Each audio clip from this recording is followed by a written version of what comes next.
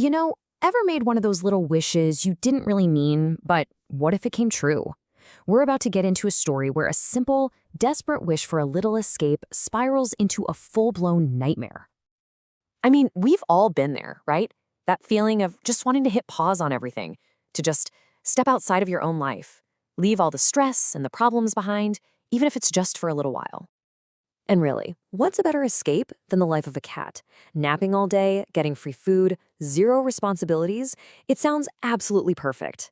And for one particular boy, it seemed like the only way out. Okay, so let's meet 12-year-old Barney Willow. His life is, well, it's so miserable, so relentlessly awful, that the idea of becoming a cat doesn't just sound kind of nice, it sounds like a genuinely brilliant plan. So just how bad is it? Well, Barney is basically surrounded. At school, he's got this bully, Gavin Needle, who never lets up.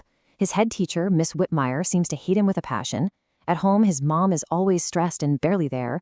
And the biggest thing, the thing that hangs over everything, is that his dad has been gone for 211 days. And to top it all off, today is his 12th birthday, and he's never felt more alone. And his birthday is just relentless. It's not one bad thing. It's a non-stop barrage of awful. He gets splashed by the bus. Gavin torments him all day. It just doesn't let up. And the grand finale? He gets framed for setting off the school's fire alarm, which lands him in the one place he wants to be least in the world, Miss Whipmire's office. And in her office, this is where it gets really nasty. Miss Whipmire hones in on the one thing that can hurt Barney the most. She doesn't just punish him for something he didn't do. No, she twists the knife with this unbelievably cruel question about his missing father. It makes it so clear this isn't about school rules. This is personal. So Barney walks out of her office completely defeated, clutching this letter threatening to expel him. His terrible day has pushed him right to the very edge. All he wants is a way out. Any way out. On the walk home, he spots this black cat just lounging around, not a care in the world. And those words Miss Whipmire said earlier kind of echo in his head, about how being a cat with no human worries would be the perfect life. And in that moment, looking at that cat, all he sees is freedom. And this is it. This is the moment it all goes wrong. He sees his mom's car pull up, and he's just dreading the fight over the letter, so he hides. The cat wanders over, and in this moment of just pure, raw desperation, he whispers it. I wish I was you. It's not a big magical spell, just a quiet plea that's about to change absolutely everything. After he makes the wish, this really weird, sudden exhaustion just washes over him. Barney falls into this incredibly deep sleep, and when he wakes up, the world he knew is gone. It's been replaced by something terrifying. His own bedroom is now a land of giants. His wardrobe is like a skyscraper, his bed is a huge, vast platform, and when he looks at himself, he doesn't see hands. He sees paws. He has whiskers. He has a tail. The wish came true. He went to bed as Barney Willow, and he woke up as a small black cat. The real horror starts to sink in when he realizes he's a prisoner in this new body. He tries to scream for his mom, but all that comes out is a meow. His own dog, Guster, doesn't see his best friend. He sees an intruder and tries to attack him. And his mom? She just sees a stray cat in the house, picks him up, and throws him outside. So now he's trapped outside his own home, totally confused and terrified. And his day is about to get so much worse. His best friend, Rissa, shows up, right on time to walk to school with him, just like they do every single morning. The front door opens, and out walks Barney. Or at least a boy who looks exactly like him. This copy is totally silent, with this blank expression, and he just walks off with Rissa without saying a single word. Barney's been replaced. And the most terrifying part? Nobody, not even his own mom, seems to have noticed.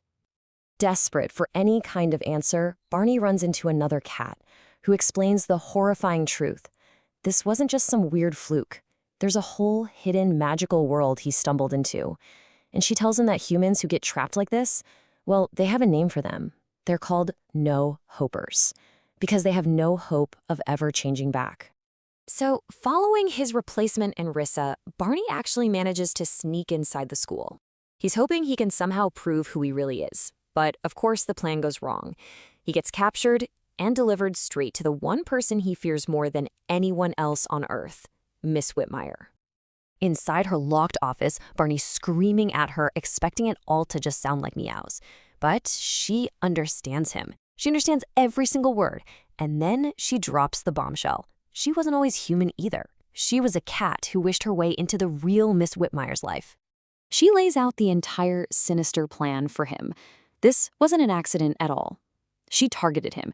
She made his life a living hell on purpose, even planting the idea of becoming a cat in his head. The swap was a trap, and the cat who took his place was her partner in crime. Her goal? A cozy human life.